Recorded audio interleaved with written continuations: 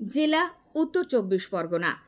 এই জেলারই বারাসাত লোকসভা কেন্দ্রের মধ্যে থাকা অশোকনগর বিধানসভা কেন্দ্রের ২৮২টি পোলিং সেন্টার রয়েছে, যার মধ্যে পুরুষ ভোটারের সংখ্যা ১,৩৩,৭০২, মহিলা ভোটারের সংখ্যা ১,৩২,৭৭৭, থার্ড জেন্ডারের সংখ্যা ৭, মোট ভোটারের সংখ্যা ২,৬৬,৪৮৬টি।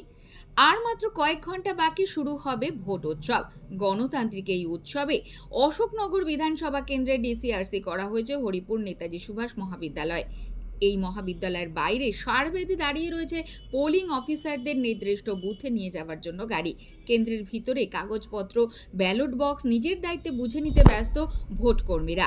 ডিসবার্সমেন্ট কাম রিসিভিং সেন্টারে এই গণ উৎসবের সুশৃঙ্খল চিত্রই ধরা পড়ল আমাদের ক্যামেরায়।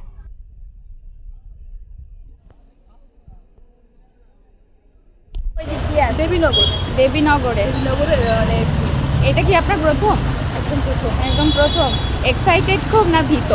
দুটোই। ভয় লাগছে? এমনি কিরম ধারণা? আগে যারা করে এসছে খুব ভালোভাবেই ভোট করে এসছে, ফিমেল এবং ফিমেলদের জন্য সব রকম ব্যবস্থা থাকে, আশা করা যায় আমিও পাবো। আর আমার যারা পোলিং এজেন্ট, আমার সাথী যারা আছে তারা অনেক কোঅপারেটিভ, বাকিটা আমরা উঠে দিতে পারবো। Thank you. আপনার নাম? নাফিসা। বলুন, এটা কি আপনার প্রথম? না, আমার প্রথম না, আমার এর আগে হয়ে গেছে 2021 সালে। তারপরে এই অভিজ্ঞতা কিরকম?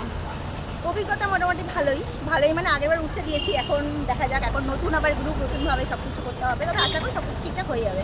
আবার না, কোনো রকম ভয় লাগছে না, কোনো রকমের সমস্যা নেই, আস্থা আছে ভালো হবে। একদম একদম। আপনার নাম? দেবজানী।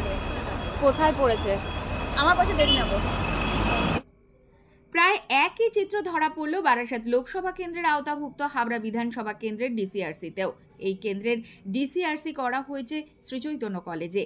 এখানেও কাগজপত্র, ইভিএম গুছিয়ে নিয়ে ভোট কর্মীদের ভোট কেন্দ্রের দিকে যাওয়ার জন্য ব্যস্ততা চোখে পড়ল।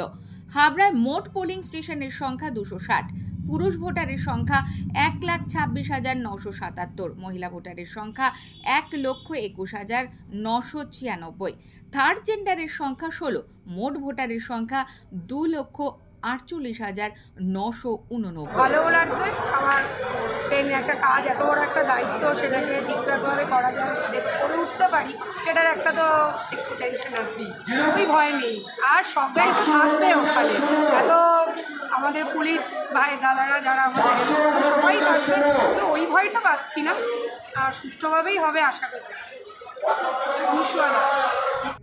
তীব্র গরমকে উপেক্ষা করে প্রায় ৩ মাস ধরে নির্বাচনী প্রচারে রাজনৈতিক জমি গরমে শাসক বিরোধী দুই শিবির, যেখানে অশোকনগরের মাটিতে কখনো এসেছেন রাজ্যের মুখ্যমন্ত্রী, কখনো বা এসেছেন দেশের প্রধানমন্ত্রী, এসেছেন রাজ্য ও কেন্দ্রের হেভিওয়েট নেতৃত্বরা।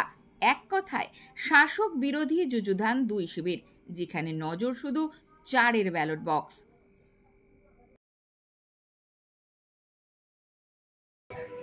ক্যামেরায় খোকন কুন্ডুর সাথে পাপ্পু রিপোর্ট, প্রয়াস নিউজ।